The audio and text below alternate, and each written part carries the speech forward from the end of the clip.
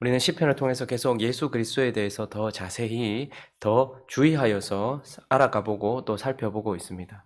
예수님은 궁극적 행복자이시고 하나님이 낳으신 아들이시면서 십자가에서 죽으신 분이십니다. 그러나 그분은 복음으로 우리에게 다가오셔서 우리에게 구원을 이루시는 구원의 하나님이십니다.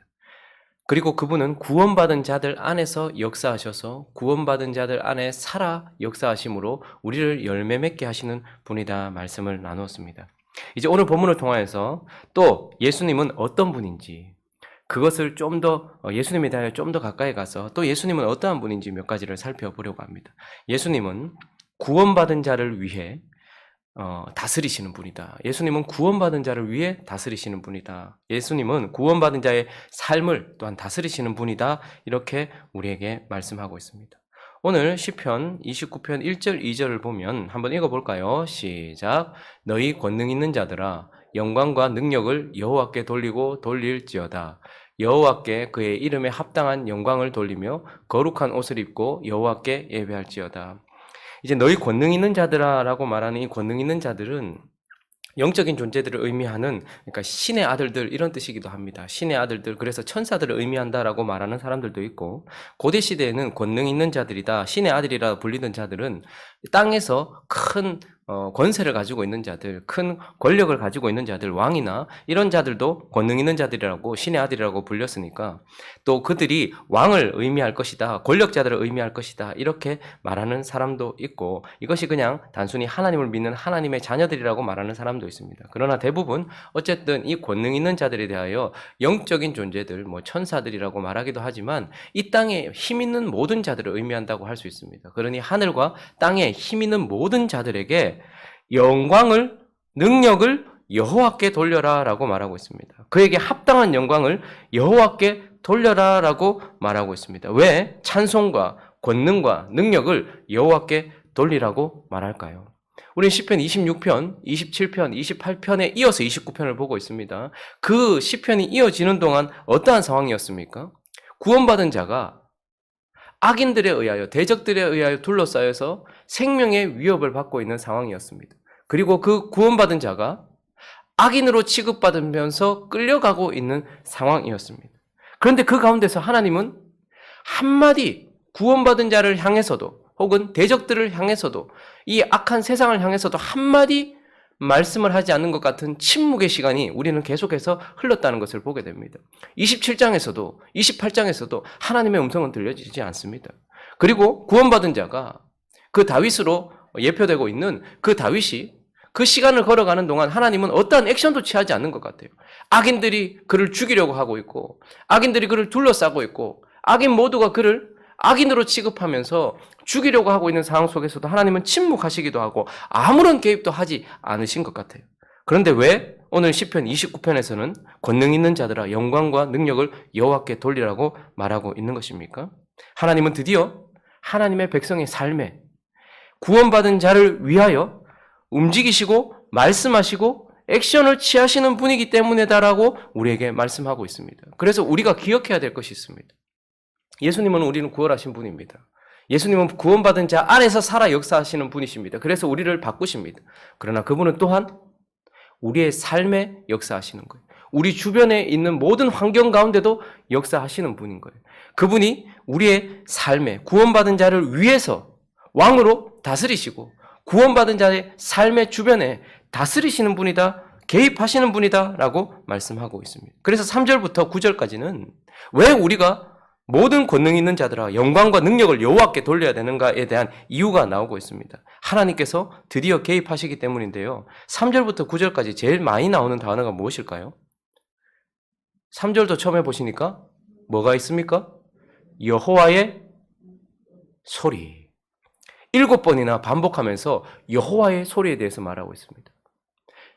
우리가 그리스도의 계절을 지나는 동안, 우리가 열매 맺는 동안 하나님의 음성은 전혀 들려지지 않았는데 그러나 하나님께서 드디어 어떻게 해요? 3절에 보니까 여호와의 소리가 어디에 있다고 말합니까? 물 위에 있도다. 셋째 줄도 보니까 뭐라고 말합니까? 여호와는 많은 물 위에 계시도다. 지금까지는 침묵하고 계셨던 하나님의 음성이, 그 여호와의 소리가 들려지기 시작한다는. 근데 물 위에, 그리고 많은 물 위에. 우리가 요한계시록을 살펴보면서도 그렇고 구약 성경을 살펴보면서도 그렇고 많은 물은 언제나 바다는 뭘 의미하고 있었습니까? 깊은 바다는 어두움을 의미해요. 빛이 투과되지 않는 어두움을 의미하기도 하고 많은 물은 질서 없이 흔들리는 파도로 그렇게 우리에게 인식되어서 어떻습니까? 혼돈을 의미하기도 했습니다. 그래서 많은 물이란 결국 무엇입니까? 혼돈, 공허, 흑암 이런 것들을 의미하는 것이고 그 구원받은 자를 둘러싸고 있었던 환경, 그 대적들을 의미하는 것이겠죠. 드디어 하나님께서 우리가 왜 권능과 영광을 여호와께 돌려야 되는가? 그분은 침묵만 하시는 분이 아니라 우리 안에서만 역사하시는 분이 아니라 우리를 둘러싸고 있는 삶의 현장 가운데 드디어 물 위에 있도다. 그의 음성이 4절도 읽어볼까요? 4절 시작. 여호와의 소리가 힘있으며 여호와의 소리가 위엄차도다. 많은 무리에 공허와 혼돈과 흑암 같은 대적들과 나를 둘러싸고 있는 그 어둠의 환경들 위에 주님의 음성이 들려지기 시작했고 그 음성은 힘 있는 음성이다. 위엄 있는 음성으로 들려지기 때문에 드디어 하나님은 이 대적들과 이 악한 세상에 대하여 말씀하시기 때문에 우리는 영광과 권능을 그에게 돌려야 되는 것입니다. 그리고 또 왜 우리는 그 권능과 영광을 하나님께 돌려야 될까요? 구원받은 자를 위하여서 그분의 음성이 들려지기 시작했고 5절도 읽어볼까요? 5절 시작. 여호와의 소리가 백향목을 꺾으시며 여호와께서 레바논 백향목을 꺾어 부수시도다. 침묵하고 계셨던, 개입하지 않고 계셨던 것 같은 하나님이 드디어 그 소리를 발하시고 이제는 5절에서 뭐라고 말합니까? 그 소리가 그냥 들려지고 존재하는 정도가 아니라 백향목을 꺾으셨다. 개입하셔서 역사하시는 것. 여호와께서 레바논 백향목을 꺾어 부수셨다라고 말하고 있습니다. 레바논 백향목은 특별히 강함을 상징하죠. 강하고 아름다움을 상징합니다. 그러나 이것이 부정적으로 쓰일 때는 어떻습니까? 이게 자라면 40m 가까이 하늘을 치솟아 올라 자라거든요. 그래서 강함을 의미하기도 하고 아름다움을 의미하기도 해요. 그런데 이것이 부정적으로 쓰일 때는 교만한 자들, 땅에 교만하여 치솟아 있는 자들을 의미하는 것이거든요. 그러니 구원받은 자들을 둘러싸고 있었던 교만한 자들, 그들을 향하여서 그 목소리가 발하여지고 그들을 꺾어 부수시는 하나님. 지금까지는 다윗이 이렇게 억울한 상황을 당하고 힘든 상황을 당해도 아무런 역사를 하지 않는 것 같았던 그 하나님께서 그 음성을 발하시고 드디어 레바논 백향목 같은 그 주변에 둘러싸고 있는 악하고 강한 대적들을 꺾으시기 시작했다라고 말씀하고 있는 것입니다. 그리고 6절을 읽어볼까요? 또한 그분의 음성은 존재하기만 발하여지는 것만이 아니고 또 백향목을 꺾으시기도 하지만 6절 읽어보겠습니다. 시작. 그 나무를 송아지같이 뛰게 하시며 레바논과 시련으로 들송아지같이 뛰게 하시도다. 나무를 꺾으셨어요. 그리고 나서 오늘 6절에 보니까 레바논과 시련, 들송아지같이 뛰게 한다. 레바논 산맥을 의미하는 것입니다. 그러니 하나님의 땅, 약속의 땅에서 가장 높은 산을 의미하는 것이 레바논 산맥을 의미하는 거예요. 시련도 산이죠. 시련은 우리가 쉽게 말하면 헤르몬 산을 말하는 것입니다. 사시사철, 그 계절마다 늘 눈이 항상 위에 덮여있는 가장 높은 곳을 의미하는 것이죠. 그런데 지금 이 레바논과 시련, 이것은 백향목이 뿌리 내리고 있었던 근거가 되는 거예요. 그리고 레바논과 시련은 레바논 산맥과 헤르몬 산은 가장 높은 산이기도 하고 흔들림 없이 영원부터 영원까지 있을 것이라는 견고함을 상징하기도 하는 것입니다. 그런데 이 레바논과 시련, 이 견고한 레바논의 백향목이 근거가 되었던 그리고 절대 요동치지 않을 것 같았던 이 땅이 어떻게 되는 거예요? 들송아지가 놀라서 뛰는 것처럼 우리가 지진이 나면 어떻습니까? 산맥들이 널뛰듯이 그렇게 움직이는 것처럼 요동치 않은 땅과 같은 그 땅이 하나님의 음성에 의해서 어떻게 된다는 거예요? 뒤집어지고 엎어진다라고 말씀하고 있는 것입니다. 그리고 또 7절, 8절은 이렇게 말씀하고 있는데요. 7절, 여호와의 소리가 화염을 가르치도다. 8절 있습니다. 시작. 여호와의 소리가 광야를 진동하시며 여호와께서 가데스 광야를 진동시키시다.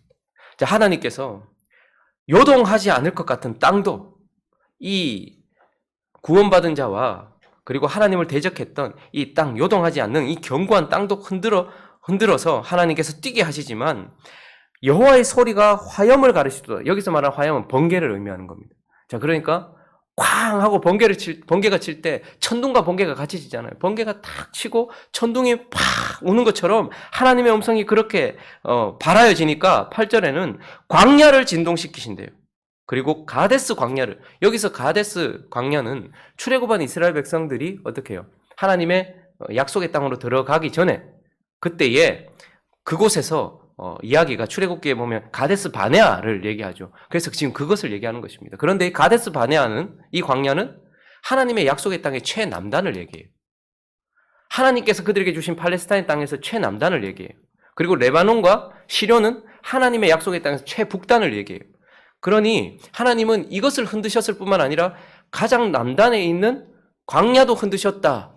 그것을 통해서 하나님의 음성은 약속의 땅 전체에 미치는 영향력이다라는 것을 우리에게 보여주고 있는 것입니다. 그리고 9절 말씀을 또 읽어보겠습니다. 시작. 여호와의 소리가 암사슴을 낙태하게 하시고 살림을 말갛게 벗기시니 그의 성전에서 그의 모든 것들이 말하기를 영광이라 하도다. 그래서 그의 소리가 이제 뭘 하는 것입니까? 암사슴을 낙태한다. 저기는 조산, 이런 의미가 있고 낙태 이런 의미도 있습니다. 그러니 한마디로 말하면 고통을 의미하는 것입니다. 고통과 아픔을 의미하는 것입니다. 그리고 살림을 말갛게 벗긴다. 그러면 민둥산을 보면 다 벗겨지면 어떻습니까? 벗긴다라는 것은 수치를 의미하는 것입니다. 그래서 하나님의 음성이 발하시니 이제 하나님의 백성들을 둘러싸고 있었던 그 모든 물과 많은 물 같은 어둠과 혼돈스러운 그 모든 세상 가운데 하나님의 음성이 발하시고, 그리고 높이 교만하여 솟아 있었던 백향목을 꺾으시고, 그리고 그 백향목을 지탱하고 있었던 견고하여서 언제나 요동할 것 같지 않은 그 견고한 땅이, 높은 산이 흔들리고, 그리고 북단에서 남단까지 모든 영역에 하나님의 음성이 발하여져서 그들에게, 악인들에게, 그리고 악한 세상을 향하여서 고통과 수치를 주시는 하나님이시다라고 우리에게 말씀하고 있는 것입니다. 그래서 우리는 하나님이 우리 안에서만 역사하시는 분이 아니라는 것을 기억하셔야 됩니다. 구원받은 자들 안에서 열매 맺기 위해서 우리에게만 역사하시는 분이 아니라 하나님은 세상을 다스리시는 왕이시다. 구원받은 자를 위하여, 구원받은 자를 둘러싸고 있는 삶에 하나님의 음성이, 창조하셨던 그 하나님의 음성이, 질서를 이루셨던 그 하나님의 목소리가, 그 소리가 이제는 악에 대하여 심판하시고 악에 대하여 다스리시는 소리로 또한 발하여지고 있다라는 것을 말씀하시면서, 하나님은 구원받은 자의 삶에 말씀하시고 개입하셔서 통치하시고 심판하시고 다스리시는 하나님이시다라고 우리에게 말씀하고 있는 것입니다. 또 두 번째, 오늘 29편을 통해서 우리가 살펴볼 것은, 또 하나님은, 예수 그리스도는 어떤 분이신가? 또 우리가 기억해야 되는 것은 구원받은 자의 열매 후에 다스리시는 분이다. 구원받은 자의 열매 후에 다스리시는 분이다 라고 우리에게 말씀합니다. 여러분 시편 27편을 가보시면요, 27편 마지막 절 27편을 마무리하면서 우리에게 이런 말씀을 던져주셨습니다. 읽습니다. 시작. 너는 여호와를 기다릴지어다. 강하고 담대하며 여호와를 기다릴지어다. 너는 여호와를 기다릴지어다 라고 말합니다. 여러분 27편은 어떤 상황이었습니까? 26편 하나님 앞에서 자기가 온전한지 살펴보라고. 지금 그런 상황 속에서 27편은 대적들이 그를 둘러싸고 있고 그를 죽이려고 하고 있는 상황이었습니다. 그런데 그 가운데서도 어떠하였습니까? 끝까지 하나님을 믿는 신뢰, 하나님을 향한 신뢰를 가지고 그곳에 서 있었던 구원받은 자의 모습을 보았습니다. 그리고 28장에서는 악인으로 취급받으면서 비난과 조롱 속에서 지금 그런 상황을 걸어가면서도 끝까지 하나님을 붙들고 신뢰하고 있는 모습을 보였습니다. 그리고 오늘 29편에서는 드디어 하나님의 음성이 들려지고 하나님의 개입과 심판의 역사가 드러나는 거예요. 그런데 이 모든 것들이 언제 일어나냐 이 말입니다. 10편, 29편은 26, 27, 28 이후에 있습니다. 그러니 하나님의 개입과 하나님의 역사하심이 그리스도의 계절을 지나가는 동안 하나님의 백성들에게 열매를 맺고 난 이후에, 하나님이 그 열매 후에 하나님의 백성들 안에서 열매를 거두시고 하나님의 백성들 안에서 열매를 만드시고 난 이후에 하나님이 그를 둘러싸고 있었던 악인들과 그를 둘러싸고 있는 삶에 대하여 개입하고 계시는 것을 보게 되는 것입니다. 여러분, 우리가 이것을 기억할 필요가 있습니다. 왜 하나님은 침묵하고 계시는 것 같지? 왜 하나님은 악에 대하여, 이 어두운 세상에 대하여 아무 일도 하지 않으시는 것 같지? 왜 내 삶 속에는 이런 대적들과 악한 자들에 의한 고통이 있고 악한 세상에 대한 변화가 일어나지 않는 것이지? 라는 우리를 힘들게 하는 상황들이 있습니다. 그런데 하나님이 개입하지 않는 분이 아니라는 것을 오늘 시편이 말씀하시면서, 그러나 언제 개입하시고 언제 하나님께서 역사하시는가? 하나님은 먼저 우리 안에서 역사하셔서 이 악과 대적들과 이런 그리스도의 계절을 허락하셔서 그 계절을 지나는 동안 우리 안에 열매가 맺혀지고 난 이후에, 그 이후에 하나님께서 역사하시더라는 말입니다. 우리의 개인적인 삶을 봐도 그렇습니다. 왜 하나님은 이 문제를 해결해 주시지 않지? 왜 하나님은 내 옆에 있는 이 사람을 바꾸시지 않지? 하나님 바꾸시지 않는 것이 아니라 순서가 있는 거예요. 먼저 하나님께서 어떻게 하시는가? 이 모든 상황들을 통해서 이 그리스도의 계절에 십자가의 길을 걸어가고 있는, 그리고 그리스도의 계절을 지나가고 있는 우리를 먼저 어떻게 해요? 바꾸시고 열매 맺게 하시고. 그래서 시편 29편은요. 구원받은 자의 열매 이후에 나타나는 시편인 것입니다. 구원받은 자의 합당한 열매, 그리고 구원받은 자가 주와 같은 열매를 맺고 나니, 그리스도의 계절을 지나는 동안 그 열매를 맺고 나니 하나님께서 어떻게 하십니까? 구원받은 자의 삶을 다스리기 시작하시고 그 주변에 있는 악인들에게 역사하시기 시작하시며 물과 많은 물 위에 그의 음성을 들려주기 시작한다라는 것을 우리에게 말씀해 주고 있는 것입니다. 마지막으로 한 가지 더 교훈을 살펴본다면, 예수 그리스도는 또 어떤 분이십니까? 우리 안에서만 역사하시고 우리만 열매 맺게 하시는 분이 아니라 구원받은 자를 위하여 삶을 다스리시고 열매 후에 다스리시지만, 또 한 가지 기억해야 될 것이 있습니다. 구원받은 자와 함께 다스리시는 분이다. 구원받은 자와 함께 다스리시는 분이다. 여러분, 시편 28편에 보면요, 그리스도의 계절을 지나는 동안 그 하나님의 백성들이 맺은 열매들이 몇 가지 드러나는데, 시편 28편 2절을 한번 볼까요? 그가 끝까지 여호와를 기다리고 있습니다. 그러면서 28편 2절을 보면 읽습니다. 시작. 내가 주의 지성소를 향하여 나의 손을 들고 주께 부르짖을 때에 나의 간구하는 소리를 들으소서. 그가 간구들의 열매를 맺고 있다는 것을 보게 되죠. 그리고 9절에도 보면 시작. 주의 백성을 구원하시며 주의 산업에 복을 주시고 또 그들의 목자가 되시어 영원토록 그들을 인도하소서. 하나님의 나라와 하나님의 백성과 하나님의 사명, 그 사역, 거기에 복을 달라고 하나님께서 영원히 그들을 인도해 달라고 그가 간구했어요. 자, 그래서 우리가 기억해야 될 것은 하나님의 음성과 그분의 개입은 하나님의 백성의 열매 이후이기도 하지만 하나님의 백성들의 그 열매 가운데 있었던 그의 기도와 간구 이후에 나타나는 역사이기도 하다라는 것입니다. 그러니 하나님이 언제 우리 삶에 개입하셔서 우리 주변에 있는 악인들을 치시고 우리 삶의 질서를 잡으시면서 우리를 건져내시는가? 그것은 우리가 열매 맺고 난 이유이기도 하지만 어떻게 해요? 하나님의 백성들이 하나님께 기도함으로, 간구함으로 그에게 올려드리고 난 이후에 그 간구를 통해서 하나님이 역사하시는 것이고, 그 간구와 함께 응답으로 하나님께서 역사하고 계시다는 것도 우리가 기억해야 됩니다. 그래서 구원받은 자의 삶이 그렇게 중요한 이유는요, 하나님께서 그분의 역사를 이루어 가실 때 홀로 창조하셨던 그분이, 홀로 우리를 구원하셨던 그분이 이제 구원받은 자들의 기도를 통하여, 구원받은 자의 간구를 통하여서 하나님이 어떻게 하시는 거예요? 역사하시기 시작하시는 것입니다. 하나님은 구원받은 자의 기도의 응답으로서 그 음성을 바라셨고, 하나님은 구원받은 자들의 간구를 통하여서 하나님의 개입을 시작하신 것을 우리에게 말씀해 주고 있는 것입니다. 말씀을 정리합니다. 하나님은 우리를 구원만 하시는 분이 아니에요. 예수님은. 그리고 예수님은 구원받은 자 안에서 역사하셔서 살아계셔서 우리를 변화시키시고 열매 맺게 하시는 분이시지만 그것만 하시는 분이 아니에요. 하나님은 우리를 열매 맺게 하기 위하여 허락하셨던 그 그리스도의 계절에 있었던 그 어두움과 차가움과 그 모든 상황과 환경들의 목소리를 바라시고, 그리고 개입하셔서 심판하시고 다스리시는 왕으로서 좌정하시는 분이다라는 것을 우리가 기억할 필요가 있습니다. 그래서 우리는 기다릴 의미가 있는 것입니다.